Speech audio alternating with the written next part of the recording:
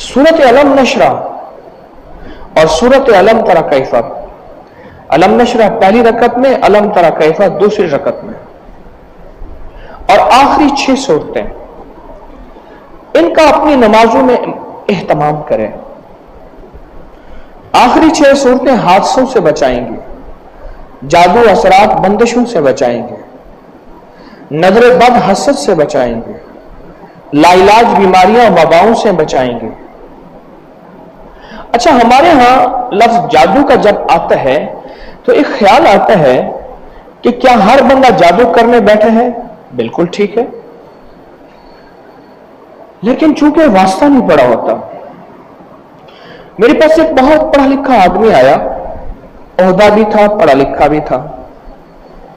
उसके साथ वाकयात हुए, 100 का नोट चिप्स के पैकेट से निकलता था, घर से पैसे चोरी हो जाते थे और वो पैसे बच्चे जाके चिप्स लाते थे।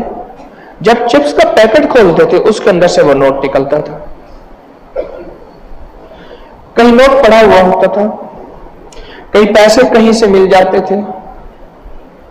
अनोखे वाकयात, अनोखे मुशाहिदात, अनोखी चीजें, बहुत ज्यादा वाकयात होते थे।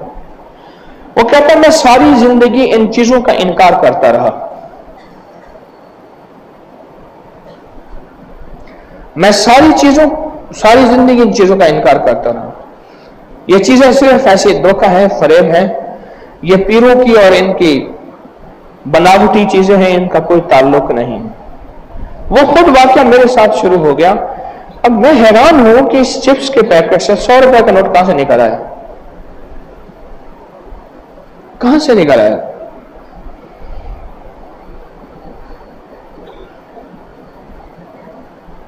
ये कोई हकीकत है जिसने जाके उसका दिमाग घुमाया, वो कलाम इलाही, जिक्र इलाही की तरफ फिर मुतवज्जह हुआ वह शख्स।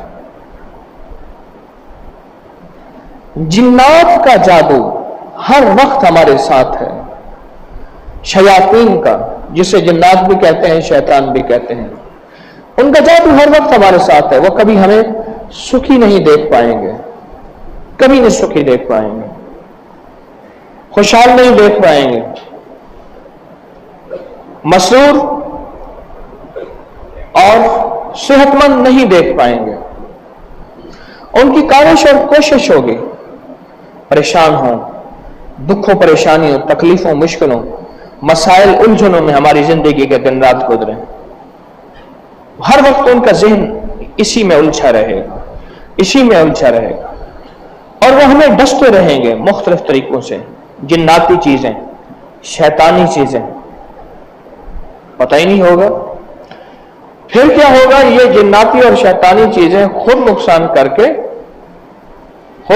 करके जो अंदर ख्याल लाएंगी, वो लाएंगी कि तेरी बीवी ने किया, तेरे शौहर ने किया, तेरी भाभी ने किया, तेरी सास ने किया, तेरे करीबी रिश्तेदारों ने किया, ये किया है।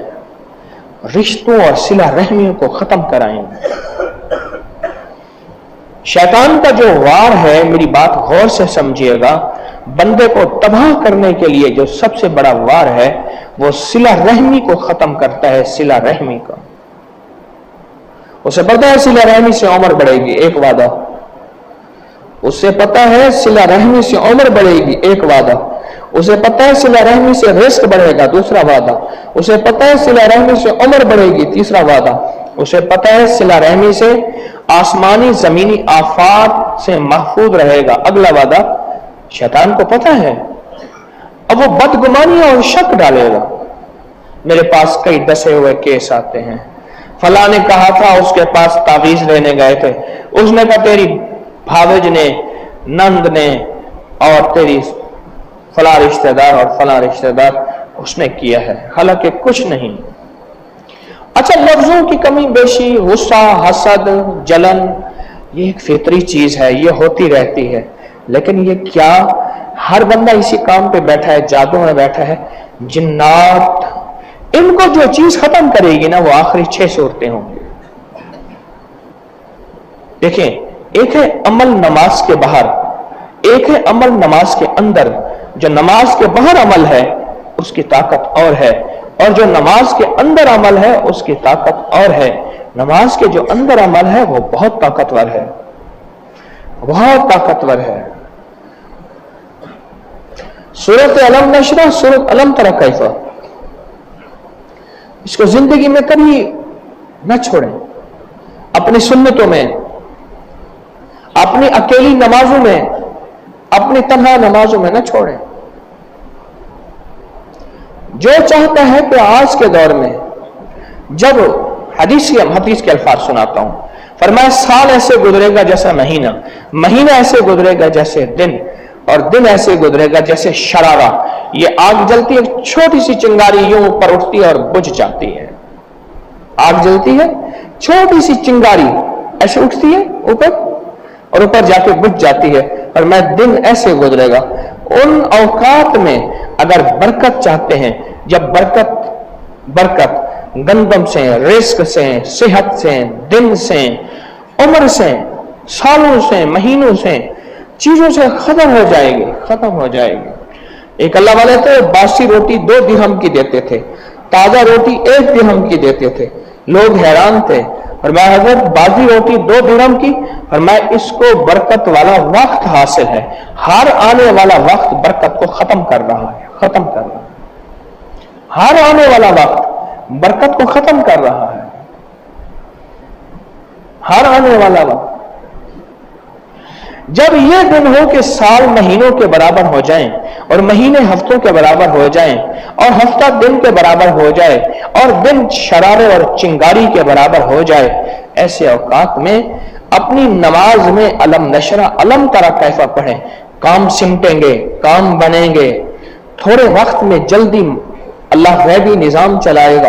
تھوڑے وقت میں اللہ برکتوں اور رحمتوں کے دروازے کھولیں گے.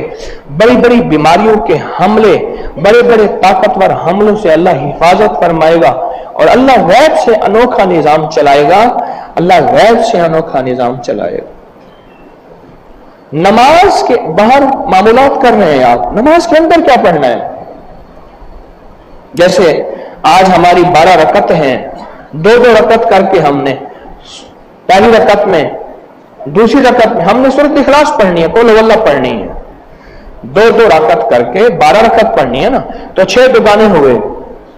تو اس میں پہلی رکعت میں فاتحہ کے بعد سورۃ قل هو اللہ, ہم نے یہ 12 رکعتیں سورۃ قل هو اللہ کے ساتھ پڑھنی ہے.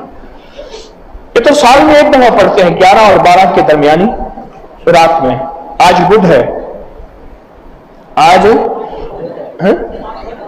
وہی آج کی رات 11 اور 12 کے درمیانی رات. میری آپ سے درخواست ہے, عمومی آپ کیا پڑھیں گے؟ یہ تو آج کی ترکیب ہے, عمومی کیا پڑھیں گے؟ 6 صورتوں کو معمولات میں رکھیں, 6 صورتیں علم نشرح, علم تری کیف اپنی معمولات میں رکھیں. نماز کے اندر بھی سوچیں. اور تیسری چیز جو نماز کے اندر پڑھنی ہے وہ سورۃ توبہ کی آخری 2 آیات, ان کو نہ کبھی بھولیے گا. سورۃ توبہ کی آخری 2 آیات یہ اس کا صلہ ہے. میں نے حضور کے روضہ اطہر پہ گیا, یہ کئی سالوں سے میرے پاس پڑی تھی, اور میرے اندر ایک چبھن تھی, آج پوری کرتا ہوں. میں حضور کے روضے پہ گیا. حضور کے روضے پہ سلام, صلات, درود اور سورۃ توبہ کی آخری 2 آیات لقد جاءکم رسول من انفسکم عزیز, میں نے بہت پڑھتا ہوں, چند بار گیا ہوں, بہت پڑھی. اور میں نے حضور سے عرض کیا کہ یا رسول اللہ صلی اللہ علیہ وسلم, سنا ہے کہ مدینہ میں رجال الغیب ہوتے ہیں, اور مدینہ میں ہوتے ہیں ایسے تیرے بندے, اللہ کے بندے, رجال الغیب. میرے ساتھ ملتان کے ایک صاحب تھے, بہت زیادہ ان کے پاس علم اور نالج تھا. رجال الغیب کا تذکرہ ہوتا تو ان کو اس پہ شرح صادر نہیں تھا. وہ اس معاملے میں کہتے تھے بس ایسے ہی ہے, یہ باتیں ہیں, اس طرح ہے, اس طرح ہے. میں ان سے زیادہ نہیں ٹکراتا تھا. میرے مزاج میں ٹکرانا, بحث کرنا نہیں ہے. میں حضور کے روضے کے قریب جتنا بھی ہے سورۃ توبہ کی آخری 2 آیات پڑھتا تھا اور ہدیہ کرتا تھا, اور عرض کرتا کہ یا رسول اللہ کوئی رجال الغیب سے ملاقات ہو جائے. رجال الغیب سے ملاقات ہوتی. ظہر کے وقت میں نے دعوت کی تھی حضر الموت کی. حضر الموت یمن میں ایک شہر کا نام ہے, جگہ کا نام ہے, اور یمنیوں کا ایک مطبخ ہے, ہوٹل کہوں, ایک خاص قیمتی کھانا ہے عرب کا, مطبخ ہے اس کا حضر الموت, سیدنا امیر حمزہ روڈ پہ مدینہ منورہ میں. میں نے وہاں دعوت کی تھی. ایک جگہ ہم جمع تھے حضور کے روضے کے سامنے کہ ظہر میں ہم نے یہاں جمع ہونا ہے اور سامنے گلی میں سے جانا ہے. ہم دونوں بیٹھے تھے, وہ میں اور وہ ملتان کے صاحب, جو اکثر ان باتوں کو کہتے تھے کہ یہ بس ایسے ہی ہیں. ہم بیٹھے تھے اور میں دل میں اللہ سے عرض کر رہا تھا اور لقد جاءکم رسول مسلسل پڑھ رہا تھا, اور پتہ نہیں میں نے کتنی پڑھی ہوگی, کئی دن سے وہاں مدینہ منورہ میں قیام تھا. ایک صاحب آئے افریقہ حبشہ کے, بلالی افریقی, آئے آ کے بیٹھ گئے. یہ تصویر ان کے ہاتھ میں تھی, ایسے پڑھ رہے ہیں, اور میں نے ان کے منہ سے جو سنا انفسکم عزیز علیہ ما عنتم, یہ لفظ میں نے سنا. اچھا, میں نے کہا یہ بھی یہی پڑھ رہے ہیں, اور مجھے حضور کے روضے کی طرف اشارہ کر کے کہا نسبت مصطفیٰ مجھے یہ دے دیا. لے لی, اور ان کو پھر عربی زبان میں کہنے لگے. ان کو وہ عربی سمجھتے تھے اور بولتے بھی تھے, میں تھوڑا سا سمجھ لیتا ہوں. ان کو کہنے لگے اللہ کا حبیب بھی ہے, نبی بھی ہے, اور اللہ کے نبی کے غلام بھی ہیں جو رجال الغیب ہوتے ہیں, ان کا انکار اچھی بات نہیں ہے. یہ بات کہی اور اٹھ کھڑے ہوئے. رش کچھ نہیں تھا, دیکھا تو نہیں ہے. میں نے کہا کہاں ہے؟ کہہ رہے کہاں ہے؟ رش نہیں تھا, ہم تو بیٹھے اپنے دوستوں کا انتظار. اللہ کے نبی بھی ہیں, کیا لفظ کہا, اور رجال الغیب بھی ہیں, اور آگے کیا کہا, ان کا انکار اچھی بات نہیں. میں ان کی جو عربی زبان کے الفاظ تھے اس کا میں نے مفہوم عرض کر دیا. اللہ لفظوں کی کمی بیشی معاف کرے. اللہ کے نبی بھی ہیں اور رجال الغیب بھی ہیں, ان کا انکار اچھا نہیں ہے. معلوم ہوا وہ رجال تھے, وہ ابدال مدینہ تھے. وہ تسبیح دے گئے, اور یقین جانیے یہ تسبیح لکڑی کی بنی ہوئی ہے.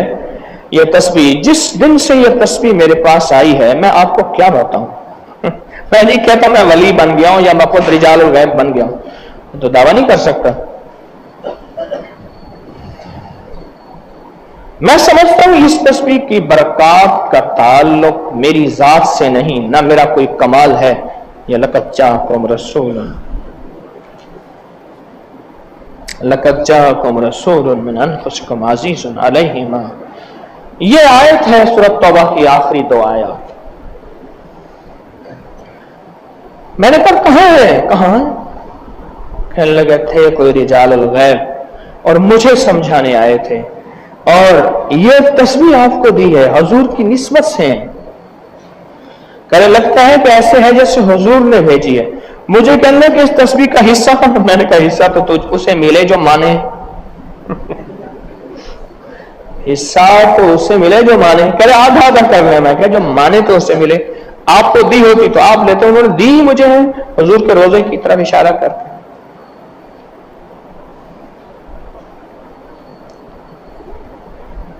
اپنی نمازوں کے اندر کیا پڑھنا ہے, اپنی نفلوں کے اندر, اپنی رکعتوں کے اندر, اپنے فرائض کے اندر, اپنے واجبات کے اندر کیا پڑھنا ہے. باہر تو ہم اعمال کرتے رہتے ہیں, اندر کیا پڑھنا ہے, اندر کیا پڑھنا ہے. دیکھو ایک بات بتاؤں, یہ چھوٹی چھوٹی چیزیں جمع کرتے جائیں کرتے جائیں کرتے جائیں کرتے جائیں, یہ جمع ہوتی جاتی ہیں. میں باغ میں جا رہا تھا، والد صاحب رحمت، ہمارے بڑے باغ کے ساتھ نا نہر بہتی ہے، باغ کے ساتھ نہر بہتی، تو والد صاحب رحمت اللہ علیہ نے آگے پل تھی، پل کے ساتھ ایک چھوٹی سی لکڑی تھی اٹکی ہوئی تھی، اس کو جھک کے نکال لیا۔ میں نے عرض کیا، میں نے کہا بھائی یہ چھوٹی سی لکڑی تھی، فرمانے لگے یہ چھوٹی سی لکڑی ہے، پھر اس کے ساتھ ایک اور لکڑی ہے، پھر ایک اور آگ کے لکڑی ہے، پھر یہ اٹکتے اٹکتے اٹکتے آخر پل بند ہو جاتی ہے، پھر نہر ٹوٹ جاتی ہے۔ میں نے نہر کو ٹوٹنے سے بچایا۔ چھوٹی سی لکڑی نہر کو توڑ دیتی ہے۔ اس طرح چھوٹے چھوٹے ذرے زندگی میں جمع ہوتے ہوتے ہوتے ایک وقت آتے ہیں برکتوں کے دروازے، وَلِلَّهِ خَزَائِنُ السَّمَاوَاتِ وَالْأَرْضِ، زمین و آسمان کے خزانے ان چھوٹے چھوٹے ذروں کے جمع ہوتے ہوتے ہوتے ہوتے، یہ چھوٹے چھوٹے ذرے جمع ہوتے ہیں، یہ چھوٹے چھوٹے عمل جمع ہوتے ہیں اور زندگی میں رنگ گھول دیتے ہیں اور زندگی میں برکتوں کے دروازے کھلوا دیتے ہیں۔ یہ چھوٹی چھوٹی چیزیں، ان چھوٹی چھوٹی چیزوں کو چھوٹا نہ سمجھیں۔ اپنی نماز کے اندر کیا پڑھنا ہے، رکعتوں کے اندر کیا پڑھنا ہے۔ آپ قل ہو اللہ پڑھتے ہیں، صرف قل ہو اللہ نہیں، باقی قرآن بھی تو ہے۔